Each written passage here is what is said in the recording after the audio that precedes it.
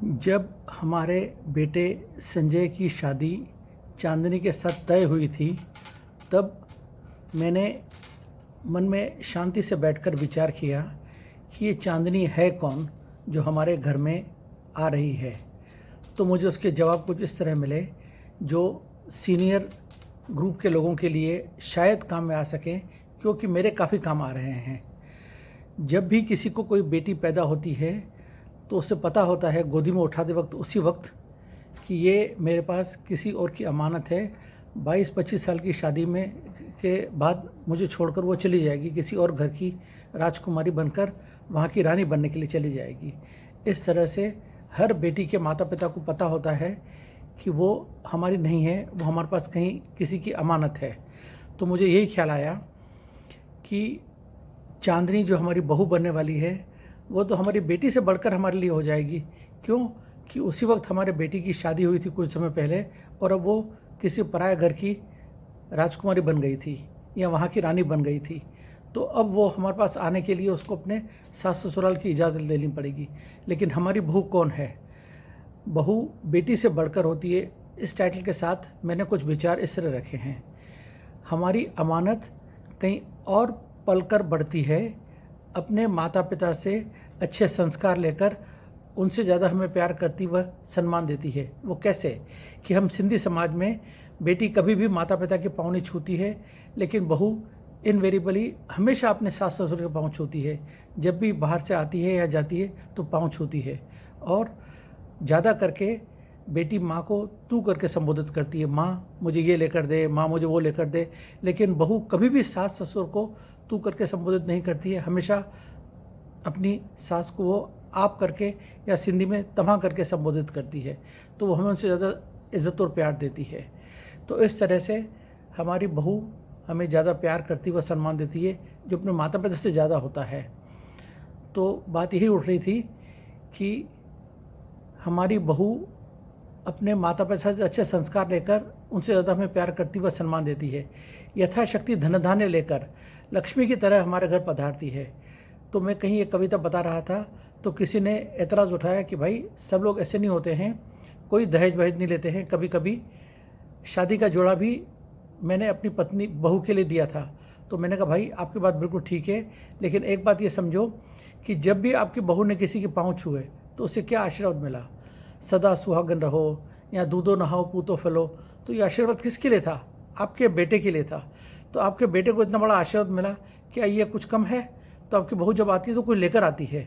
तो इस तरह से यथाशक्ति धनधान्य लेकर लक्ष्मी की तरह हमारे घर पधारती है। वही हमें हमारे बेटे की खुशी का साधन बनती है। हमारे बेटे की खुशी अपनी बीवी के साथ होती है। यदि हम विचार करें कि हमारा बेटा शादी से पहले कितना परेशान करता था, माँ कितनी हैरान होती थी। घर में आया, जूते उतार के रख दिए, नहा के टॉवेल को पलंग पे फेंक दिया, माँ उठा रही, बेटा उठो, खाना खाओ, ऑफिस में जाओ वगैरह वगैरह, या कॉलेज जाओ या होमवर्क करो वगैरह वगैरह। अब ये सब काम हमारे छूट गए। अब ये सब काम उसकी पत्नी करेगी। तो वो हमारी बहू है जो हमारे बेटे को संभालती है।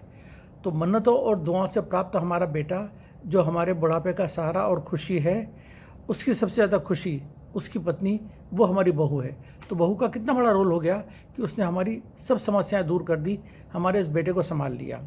फिर आगे बात ध्यान आया कि मरणोपरांत बेटा तो चिता को अग्नि देगा, बहू श्राद्ध खिलाकर हमारे आत्मा के शांति की कामना करेगी। वो कैसे? सुने कि जब भी हमारी मृत्यु होगी तो बेटा जहाँ भी होगा उसको बुलाएंगे कि आजा, लगा काड़ी, बहुत बेटा बेटा कर रहा था। अब जब श्राद्ध खिलाने का समय आता है तो हम सभी देखें, महसूस करें कि श्राद्ध हम मर्द नहीं खिलाते हैं, बेटा नहीं खिलाता है। बहू याद दिलाती है कि आज पापा का, मम्मा का, दादा का, दादी का, इनका श्राद्ध है, तो आप ब्राह्मण को बुलाओ, भोजन कराओ, दक्षिणा दो, पाँव छुओ। तो इस तरह से बहू हमारा श्राद्ध खिलाती है। हमारा बेटा श्राद्ध नहीं खिलाता है, श्राद्ध तो वो खिलाने के लिए उसको मजबूर करती है।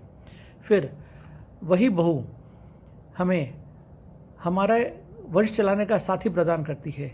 तो उस प्यारी सी बहू का ऋण चुकाना असंभव है दोस्तों। उसका स्वागतम स्वागतम स्वागतम। तो मैंने और मेरी पत्नी ने क्या किया है कि ये विचार ध्यान में रखते हुए अपनी बहू को हमने कभी भी किसी बात की रोक टोक न करने की कोशिश की। क्यों? कि वो जब नए घर में आ रही है तो उसको समय देना चाहिए कि वो हमारे नए घर के साथ एडजस्ट हो सके। तो उसके ऊपर किसी किस्म का हुक्म चलाने की कोशिश न करें और सास ससुर ये विचार करें ऑन द कॉन्ट्ररी कि अब वो हमारे घर की बहू है, हमारे घर की खुशी है, नए घर के माहौल को समझने के लिए उसे समय दिया जाए, न कि उससे कुछ उम्मीद की जाए। तो अपनी बहू से किसी किस्म की उम्मीद न करें एडजस्टमेंट की, रादर हम उसके साथ एडजस्ट करें। क्यों? कि वो कुछ नया तौर तरीका लेकर आने वाली है, हम उसको देखें और समझें और उसको अपना तौर तरीका सिखाएं। इस तरीके से विचारों का आदान प्रदान करते हुए हम लोग आपस में मिलजुल के रहेंगे तो घर के अंदर सुख शांति रहेगी। और वही बहू हमारे बुढ़ापे का सहारा बनने वाली है, वही हमारे हर सुख दुख का साथी होगी। जब बुढ़ापे में हम बीमार होंगे और मुंह से चीख निकली तो भागकर हमारी बेटी नहीं आ सकेगी, क्योंकि वो तो पराया घर की हो चुकी है। हमारी बहू पड़ोस के कमरे से भागकर आएगी और आके हमें उस वक्त सहारा देगी। तो दोस्तों, अपनी बहू को प्यार करें, इज्जत दें और उसके ऊपर ज़रा सा भी हुक्म चलाने की कोशिश ना करें। क्यों? कि उसके बीच में और हमारे बीच में करीब 30 साल का अंतर होता है। तो जैसे हम 30 साल के अंतर में अपने छोटे बच्चों को शिक्षा देकर नर्चर करते हैं, वैसे ही अपनी बहू को धीरे धीरे करके समय दें ताकि वो हमारे तौर तरीकों को समझ सके। ये है मेरे विचार अपनी बहू के बारे में। धन्यवाद। कोई असहमत हो तो वो अपने विचार अपने तक रखे, लेकिन मेरे ये विचार हैं, इस बात पर मैं अमल कर रहा हूँ और आज मेरी ज़िंदगी बहुत सुख से गुजर रही है कि हमारी बहू हमारे घर का सबसे बड़ा सदस्य बनकर हमारे घर की हर किस्म की संभाल कर रही है। उसने हर जवाबदार संभाल ली है और मेरे और मेरी पत्नी की जवाबदारियाँ उसने काफ़ी कम कर दी है। तो मैं और मेरी सीमा, हम दोनों हमारी चांदनी के कृतज्ञ हैं कि उसने हमारे घर को संभाल लिया है, हमारे बेटे को संभाल लिया है और हमें उसने बहुत ही बढ़िया 2 पोते दिए हैं जिनको वो शिक्षा दे रही है हर बात की कि कैसे अम्मा बाबा के साथ पाँव छूकर स्कूल जाते वक्त आशीर्वाद देकर जाना है, और वो भी जब बाहर जाती है तो हमारे पाँव छूकर आशीर्वाद जाती है। तो हम तो अपनी प्यारी सी बहू का ऋण नहीं चुका सकेंगे दोस्तों। धन्यवाद।